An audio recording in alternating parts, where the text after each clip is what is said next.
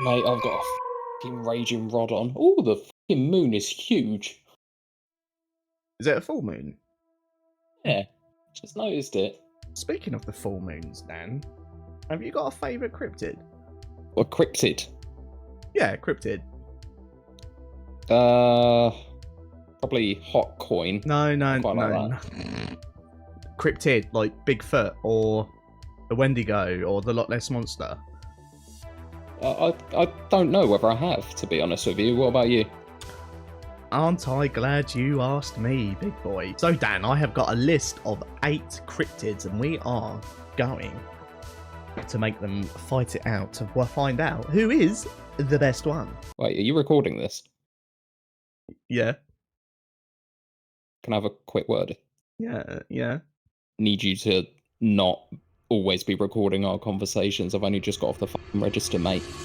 Yeah, so anyway, the 10 cryptids we've got today, Dan, is we've got Bigfoot, Mothman, the Mongolian Deathworm, the Beast of Bray Road, the Wendigo, Spring Hill Jack, the Chupacabra, and the Loveland Frogman. And we're going to be putting, is that a word?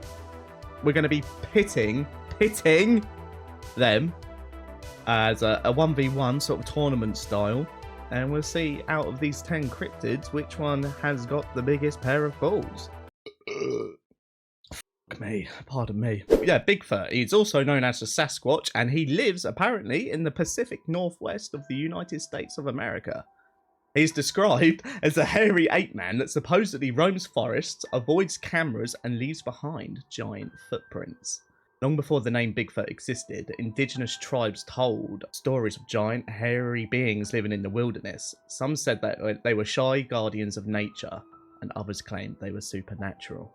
In the 1800s, European settlers heard these tales and soon began reporting their own sightings of strange footprints and mysterious figures in the woods. Fast forward to 1958 in Bluff Creek, California, a construction worker discovers massive footprints in the dirt, and the local newspaper coins the name Bigfoot. Even when part of the story turned out to be a prank, the name sticks. In 1967, the most famous evidence arrives, a grainy film of a tall, hairy creature striding through a clearing. Some say it's proof, and skeptics say it's a man in a suit. So that grainy film of the tall, hairy man you saw walking through the clearing is actually called the Patterson-Gimlin film. And shortly after this was released to the public, Bigfoot became a legend, part wilderness monster and part cultural icon. Have there ever been any injuries or deaths surrounding him? Or is it literally just sightings? Do you know? From my knowledge, there was some miners that hid it, I'm assuming they pissed a Bigfoot off. I think they might have shot at one up in a mountain area, and they ran back to their cabin, sort of a little bit freaked out. And could have very well been my father they shot at. Quite possibly, mate. That would explain why he hasn't had any contact with you in the last 15 years. Okay, ouch. Or, you know, it could just be like the real reason, and it's just pure shame, mate. But yeah, I'm pretty sure they shot a Bigfoot. So the other Bigfoot people, to punish them for shooting their friend, just threw fucking rocks at their cabin all night long. Rascals. You say Bigfoot. Did you say Bigfoot was shot or shot at? I'm pretty sure they said they shot one. Well, where's the body? I'm not being funny, mate. If you just shot a big hairy ape man and his mandem were coming over after you've just shot said big hairy man, you wouldn't try dragging the big hairy man's body away. You'd run. That sounds like pussy language. They should have... Yes, they should have confronted him, or... I don't know. If I was in the middle of the forest, right, and I know that I just shot Bigfoot, or at least a gorilla with rather large feet, then I would probably want to claim that prize, because I'm not gonna lie, I don't really know where I'm going with this, Joe. You know what, I'm so angry, I can't even think. Bigfoot would fuck you up, mate. I doubt that. Yeah, pull him up, cunt! Pull him up! So there's been many forms of evidence to the existence of Sasquatch and Bigfoot, which includes tons of blurry photos and shaky videos, like that Patterson Gremlin, Robert Pattinson and Gremlin film. Plaster casts of huge footprints and eyewitness reports that range from "I saw him" to "he stole my beef jerky." You can tell he's in the fucking United States. Have you ever had beef jerky? I have not. You're lying. Have you? A man of your stature has never had beef jerky. Let's see, you just said I got a rather large stature, so I could definitely have Bigfoot. Fucking touch me, cunt! So you're saying that we got all this evidence of plaster casts and everything, but no body because some twazzock decided that he was born better and would leave the body.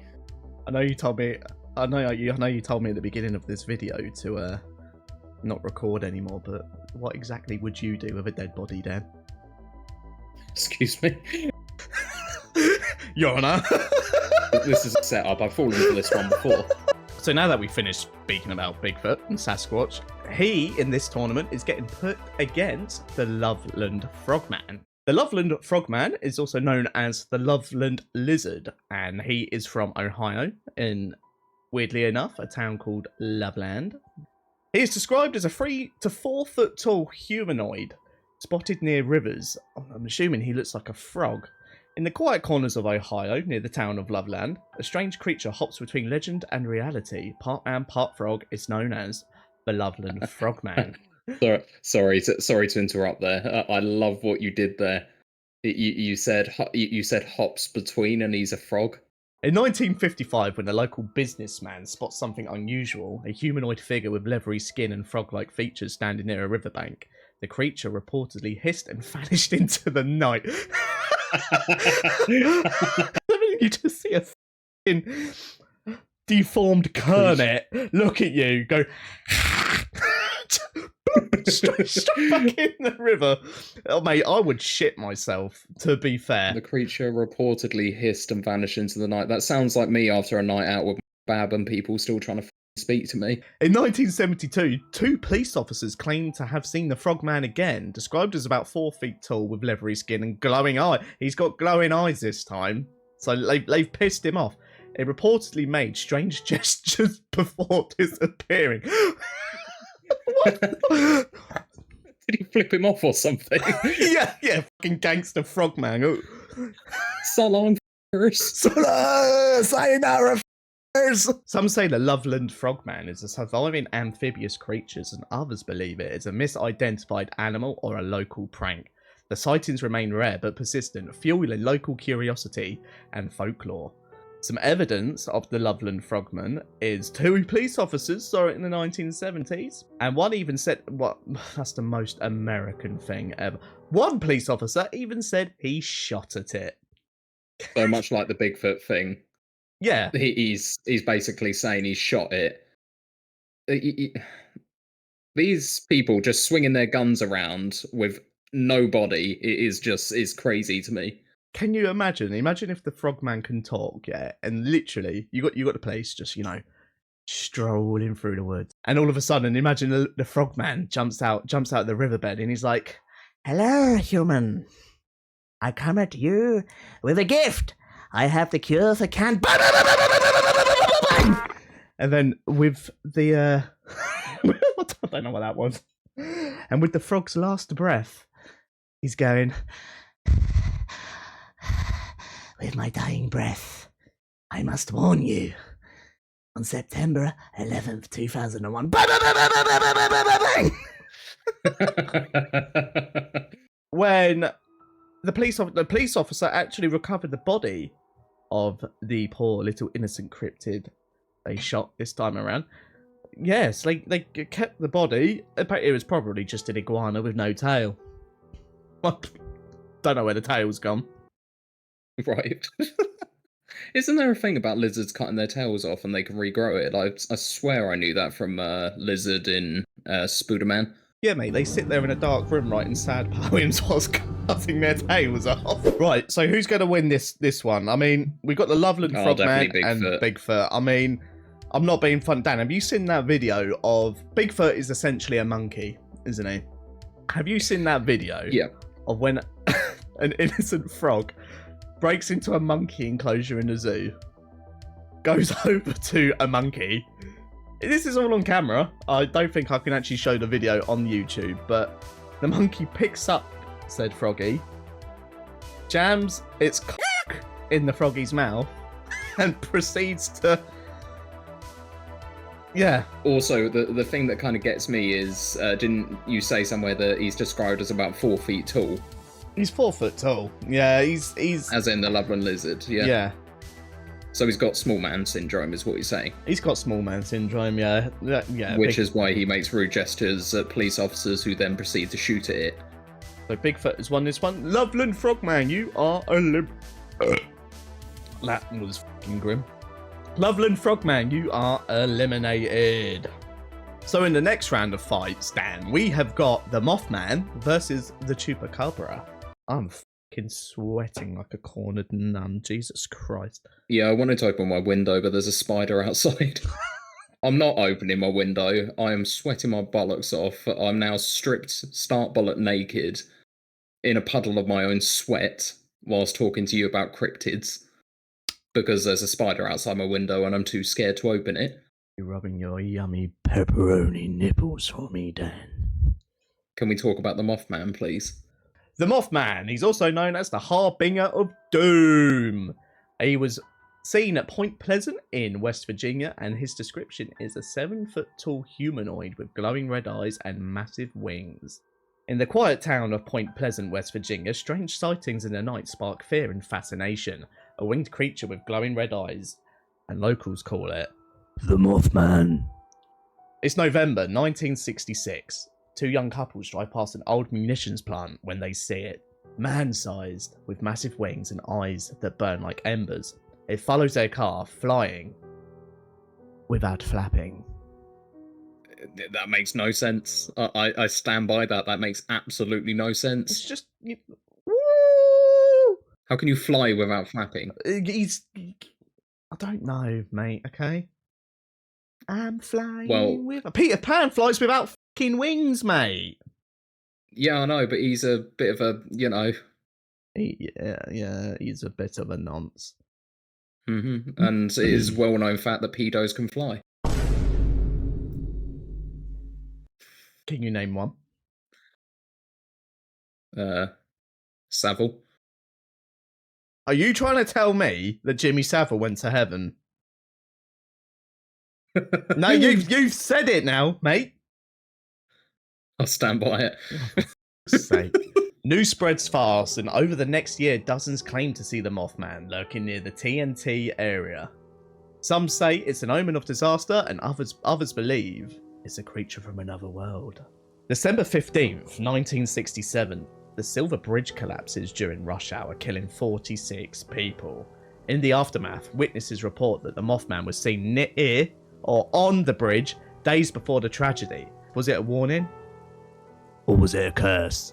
Books, documentaries, and a Hollywood movie, the Mothman prophecies bring the story to a worldwide audience. Point Pleasant even holds an annual Mothman festival, complete with a statue honouring its eerie visitor. So basically, potentially, this giant moth killed 46 people on a bridge, and they honour it by erecting a statue.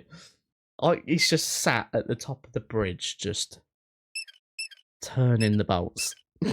A few days, he's sitting up there going, "Oh yeah, these motherfuckers are gonna pay in 3 days." Are you saying that rather than like him doing anything like any sort of powers or anything supernatural like a curse or whatever, he literally just went to the bridge with a fucking screwdriver and just undid a few bolts, Final Destination style, and then just waited for 3 days for it to collapse? You know what? He didn't choose to be a Mothman, Dan. Maybe he's always wanted to be a handyman. But society rejected him. So he used his handyman skills to avenge his passion of being a handyman by wiping 46 people off of a fucking bridge. So the evidence which helps us say if the Mothman is real is we have dozens of sightings between the years 1966 and 67. The Silver Bridge collapsed. Who saw him? Give me a name. Wait, what? You said dozens of sightings. Who saw him? I want their names. I don't know. The Silver Bridge collapsed shortly after the Mothman was spotted, and some say it was just a giant bird, and others say it was something way worse. Right, it's either look, I reckon it's either a cryptid or just a really confused furry. Did they have furries in the 60s? I'm sure they did somewhere. Hold on, let me ask my dad. Let me ask you. Let me ask my dad, he's the expert. So we've got the Chupacabra, who is also known as the goat sucker. It was spotted in Puerto Rico, Mexico, in the southern United States. He is described as a reptilian or dog-like creature that supposedly drains the blood of livestock. Under the hot moonlit skies of Latin America, a sinister figure is said to roam. Small, spiny, and thirsty for blood. The name strikes fear across borders. The Chupacabra. In 1995 in Puerto Rico, farmers begin finding their livestock, goats, chickens, and even cattle, dead with strange puncture wounds on their necks. The culprit? Locals speak of a creature, part reptile, part alien, that drains its victims' blood. As the story spreads through Latin America, news sightings describe a hairless dog-like beast with glowing eyes and sharp teeth. The name Chupacabra literally means goat sucker in Spanish. Some say it's an undiscovered species, and others claims it's a result of government experiments gone wrong. Skeptics argue it's just a sick or mangy animal mistaken for a monster. But believers insist that El Chupacabra is real and dangerous. TV shows, news specials, and internet forums turn the Chupacabra into an international cryptid celebrity. It appears in cartoons, horror films, and even video games. So, I first heard about the Chupacabra in a Scooby-Doo, I believe it was a movie. I don't know whether it was a movie or episode, like one of the spin-off things. Is it the Monster of Mexico? Yeah, the Scooby-Doo and the Monster of Monster Mexico. of Mexico. Fucking banging film, mate. It is a banging film. So that's where my information of the Chupacabra comes from. So I believe I'm well versed in its happenings and goings about.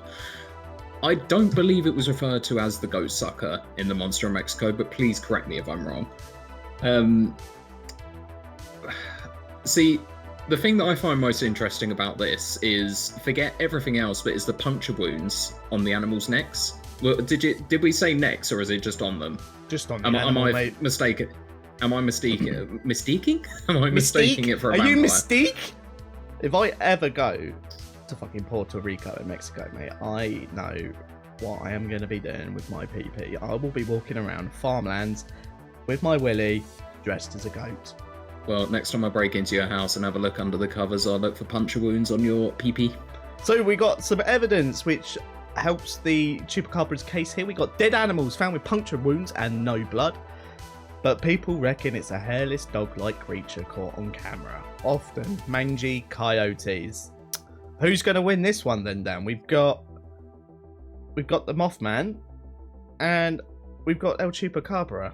It sounds to me that the Chupacabra is just a bit of a horny bastard and looking to get his rocks off where he can. I think that's the phrase, but we're going with it.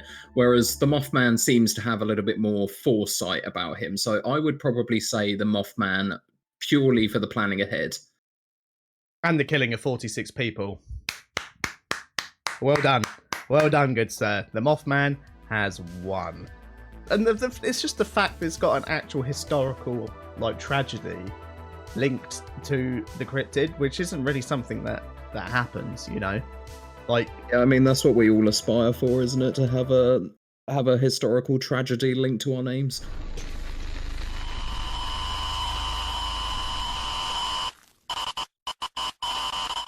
So moving on to our next tournament round, we've got the Mongolian Deathworm up against the Spring-Heeled Jack.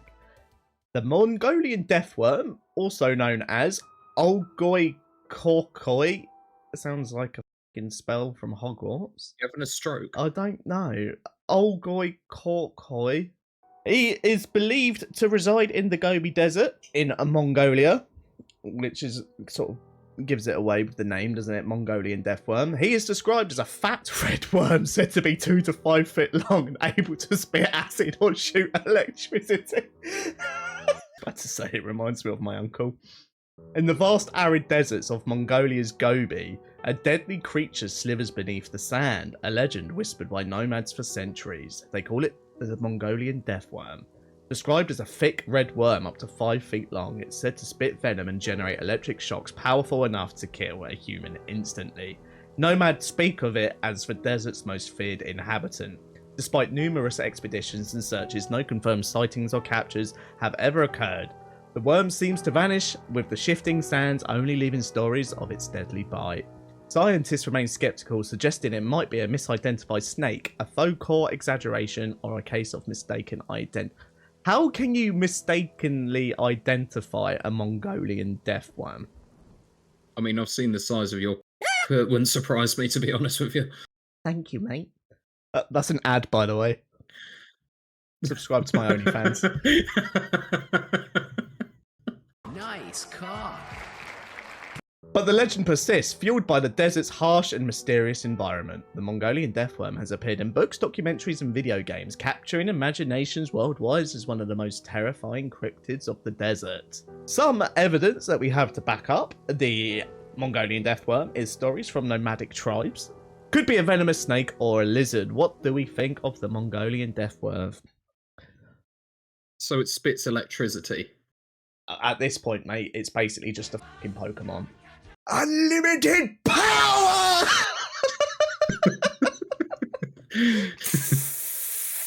That's crazy to me. Like, did they seriously find this thing and thought, oh, like it's probably a massive snake, it's quite venomous and everything, but we need to spice it up a little bit. What can we do to spice it up? We could make it electric. Oh yeah, good one, Barry. So the Spring-Heeled Jack, he is also known as the Terror of London. Description of the Spring-Heeled Jack is a strange humanoid figure that could leap over rooftops, breathe blue flames, and had metallic claws. That is metal as. I think they probably got the same guy for that came up with the Mongolian Deathworm to write about the Spring-Heeled Jack, because he loves giving them superpowers, doesn't he? Oh yeah, he could leap over rooftops as well. I mean, yeah, I know, but I could do that. Quite the opposite of me. I just leap off of them.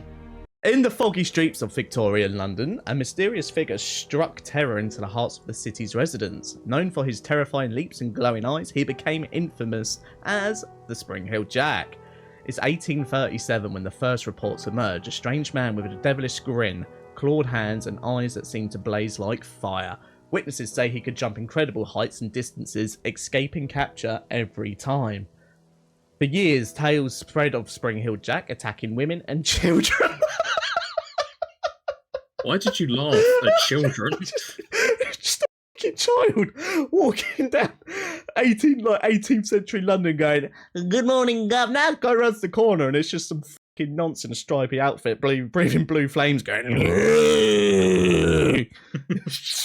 Quality, innit?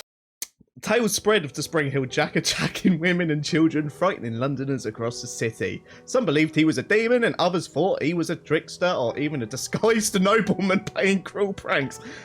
Despite police investigations, no one ever caught him. Some say the Spring-Heeled Jack was a mass hallucination fueled by fear, whilst others suggest a real person used gadgets or stilts to perform his leaps. Just a question. So, is that an excuse you could use in court that it was what they're saying isn't true? It was just a mass hallucination fueled by fear. Yeah, fuck knows what they were all taking back in the 18th century, mate. Dirty water. Dirty water, exact. I mean, you say that, mate, but you don't get mass hallucinations in Africa. The legend inspired Penny Dreadful, stage plays, and later appearances in comics and novels, cementing the Spring-Heeled Jack as one of London's most enduring urban legends. He looks like Batman from Temu. You got this one as well, look at him, hopping over that gate. He looks like he's about to do a fucking shit mid-air. Those are our two cryptids for this round, but which one will come off victorious between the Mongolian Deathworm and the Spring-Heeled Jack? So basically, we've got a worm that had everything going for it. There was probably just a large venomous snake, but then some clever fucker, clever dick, thought it was a good idea to say that it can sprout electricity. And then you've got the nonce of London.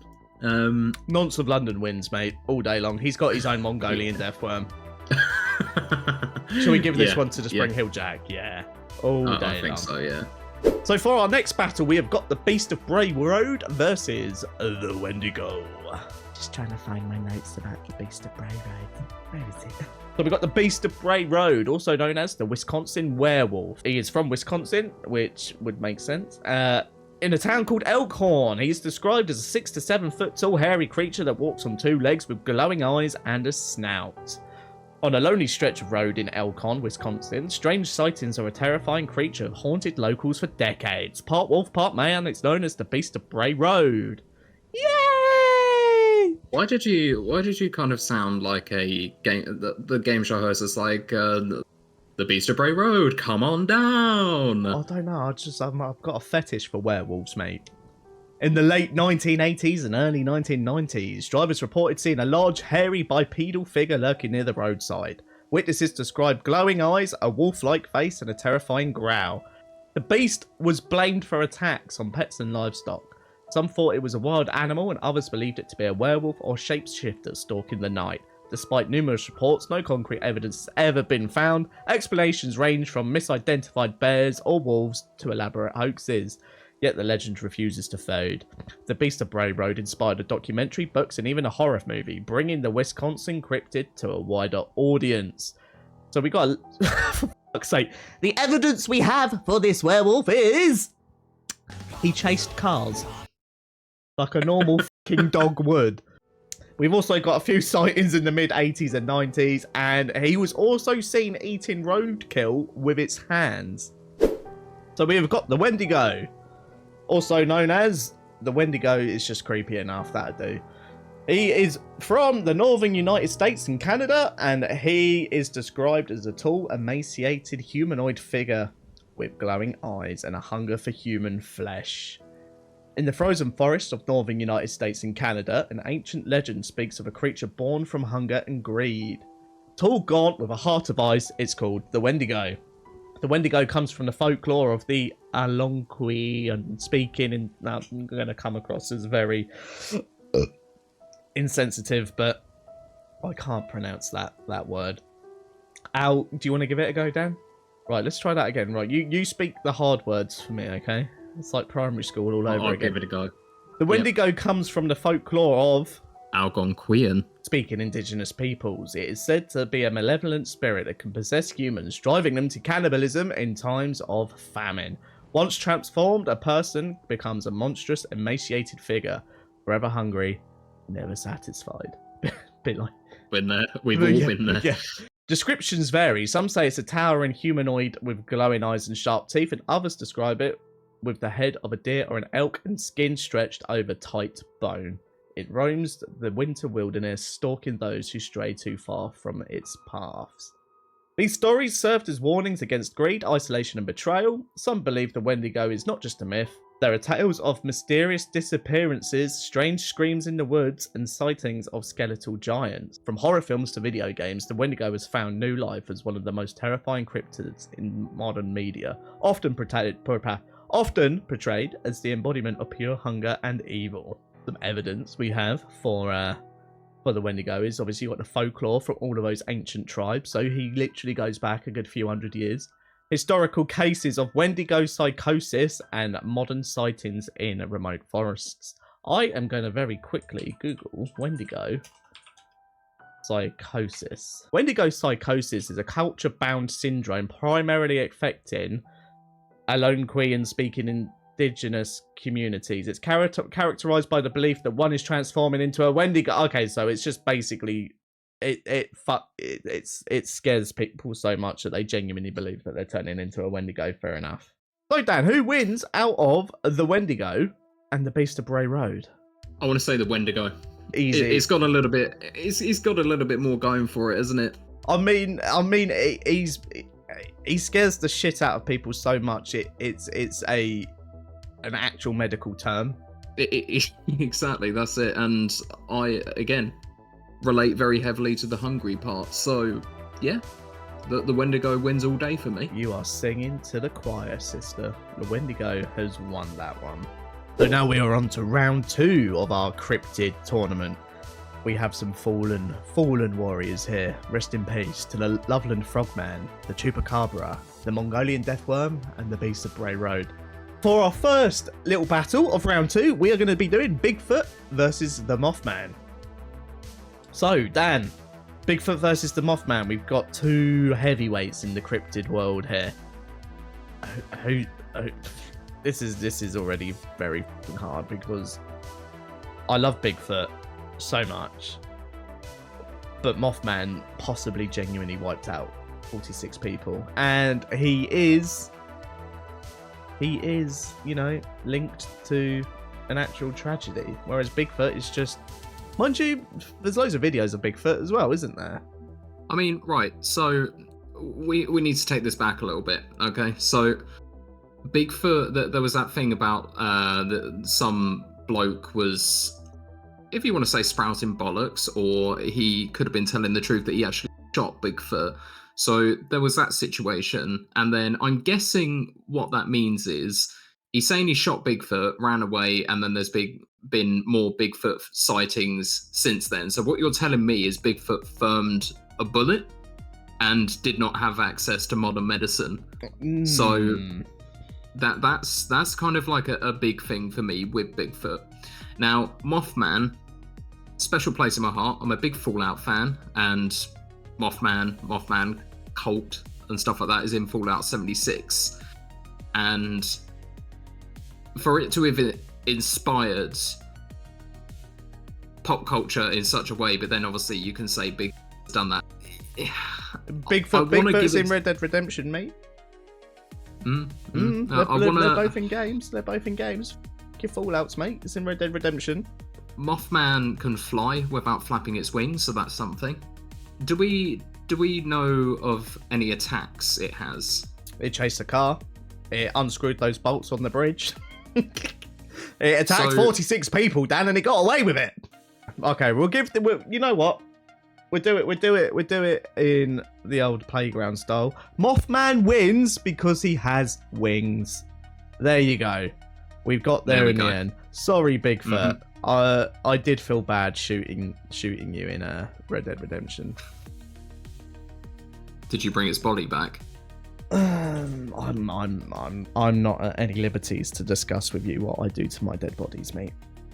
Cool, so round 2 of the semi-finals, we have got the Spring-Heeled Jack and the Wendigo. So, Dan, who would win between the Wendigo and the Spring-Heeled Jack? We've sort of already come to the conclusion that the Spring-Heeled Jack is probably just, you know, your common... Just a nonce. Just a bit of a nonce. I mean, look at the pictures on Google of him. He looks like a theatre kid. I resent that, but yeah. He strikes me as a sort of bloke that would have all the world's a stage tattooed on his arm. Anyway, so to be honest, it's the fucking Wendigo at this point. Yeah, exactly. My favourite thing about the Spring-Heeled Jack is just the fear he strikes into the heart of children. But as we've established, he's just a scrawny nonce that can just jump a bit high, and he's good at evading. Is that what you look for? Is that what you look for in your heroes? Their fear factor in children? Is that how you judge them?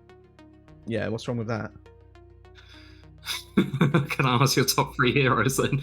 Yeah, my top, Mr. Blobby. Yeah. Oh my god, please tell me Mr. Blobby's a cryptid. Yeah, so top 3 heroes who strike fear into the hearts of children. Mr. Blobby. Yeah. Caitlyn Jenner.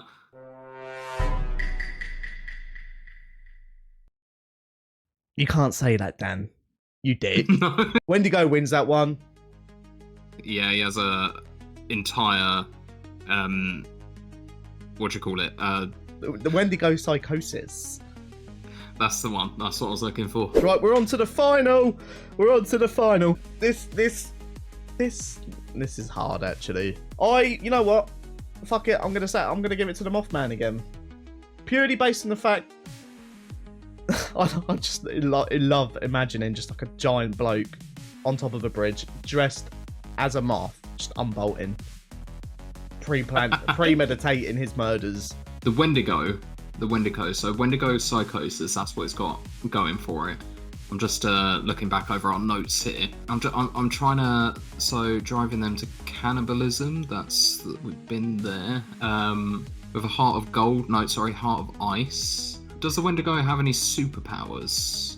He makes people really hungry. The thing is, with Mothman, there is a slight chance that he might have been a real thing, regardless of if he was an actual giant bird or a furry. I think it all comes down to the fact that it's linked to an actual historical tragedy. Do you know what I mean? Yeah, that's it. The Wendigo, like you say, is more biblical, again, like Mr. Blobby. So, do we take this back to playground rules again? Playground rules? Yep, he's got wings, he can fly.